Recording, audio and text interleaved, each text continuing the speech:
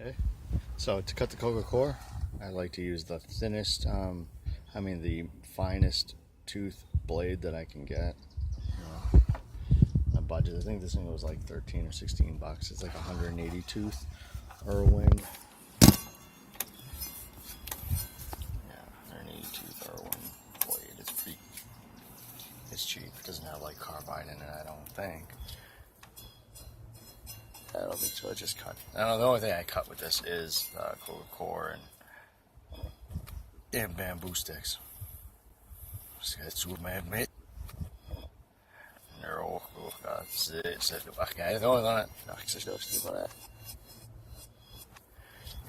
maar dan in de afbraak je lenzen juist te deel. Or juist die in er. En we're juist die in er nog als het schap niet juist niet spreek. Ja, zo is het niet dat het man.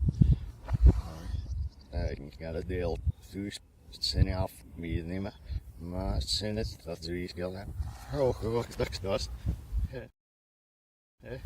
So to cut the coco coir, I like to use the thinnest, the finest tooth blade that I can get. My budget, I think this thing was like 13 or 16 bucks. It's like 180 tooth Irwin. Yeah, 180 tooth Irwin blade.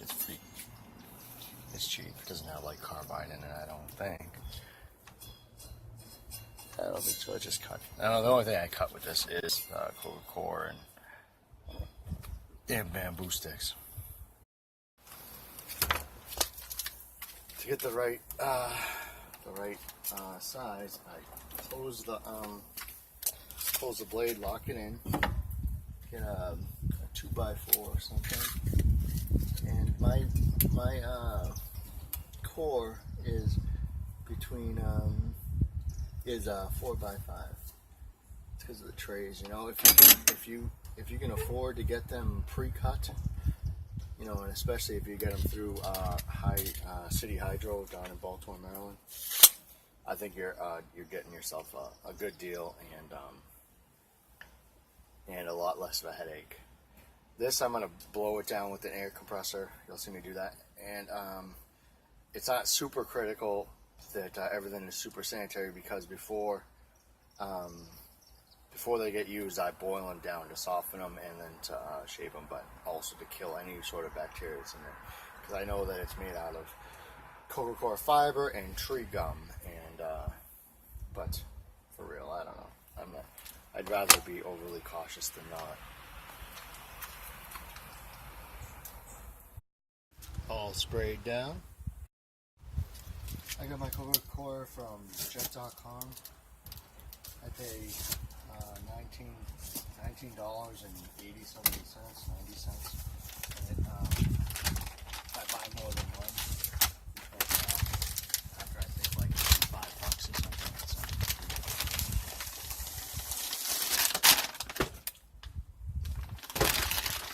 That's what it was. It's 3 by 6.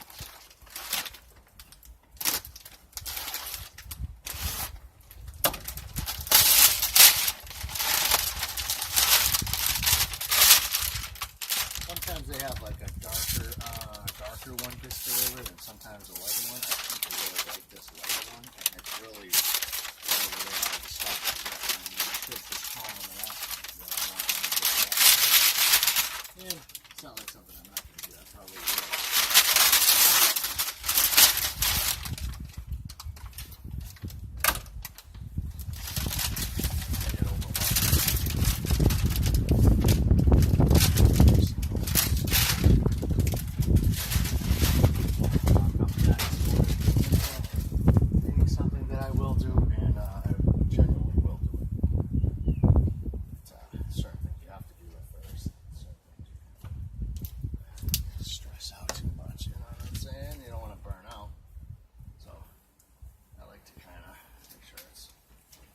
As flat as I can get it.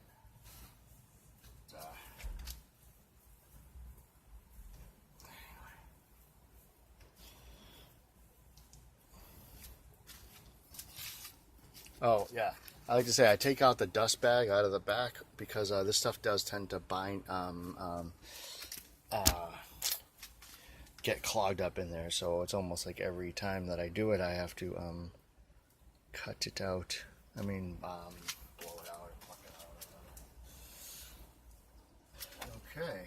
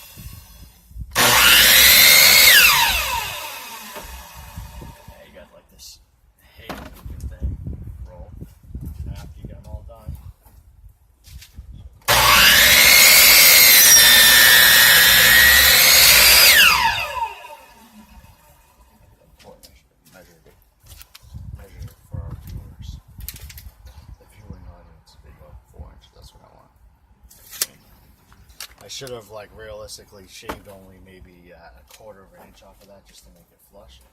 But I'll do that to the next one. Yeah, I'll see you in a few. Now I take my standard old paper cutter. You know, I've taken out the bar over here because I just got in the way. And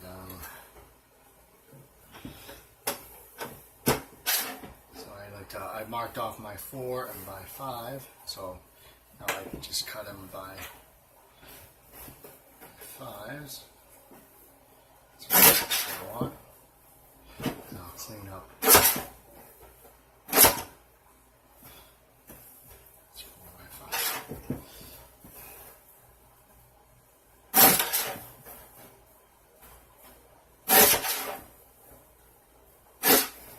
That's how I get a 4 by 5 little thing.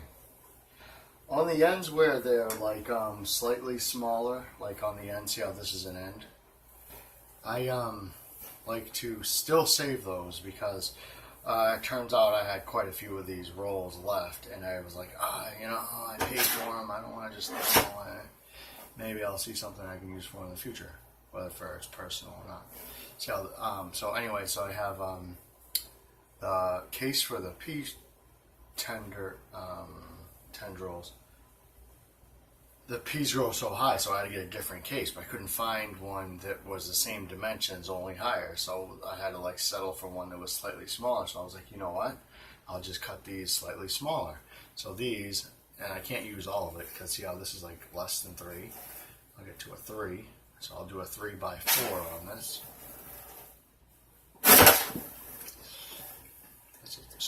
So those for my peat tendrils are 3 by 4. And because they go smaller than the regular cases, so I also have to clean that up. Because they go smaller than the regular, actually probably not going to use that one because it's all wrecked now. It's all sideways, so that's alright. But I keep these in a set down. But anyway, because it's smaller, then I'm still able to charge the same price that I would have. Because if not, they'd be a little more expensive, the peat tendrils, for different reasons. I'll discuss it in the future. Alright. You really want this to be as nicely square as you can get it, because when you go to like after they're soaked and all that, and right when you're laying down the seed, if they're not like moving up well, you lose seed in between the you know, the edges and all that. And then also another thing is if they're slightly too wide and they're not fitting the bottom of that tray very well, that causes issues too. It's like it's just not laying down flat, and then you want it to meet up in the tray nice and square, you know.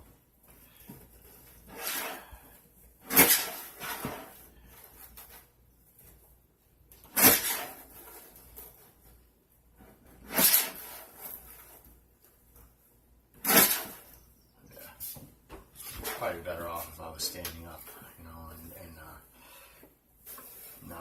shoving this right up against that back wall. Sometimes I get a little too lax, you know.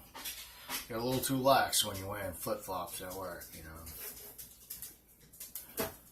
And there you go. Nice square 4x5.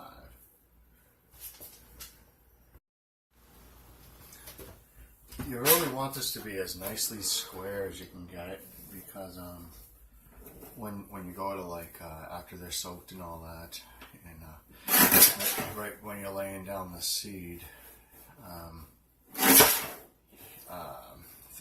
if they're not like moving up well, you lose seed in between the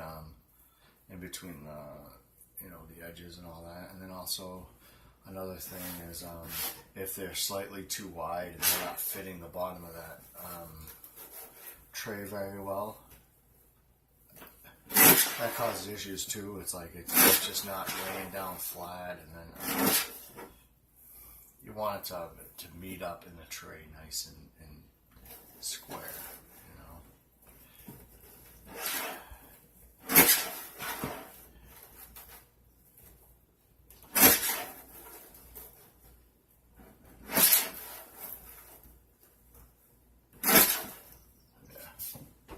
Probably better off if I was standing up, you know, and not mind shoving this right up against that back wall. Sometimes I get a little too lax, you know. Get a little too lax when you're wearing flip-flops at work, you know. And there you go. Nice square 4x5.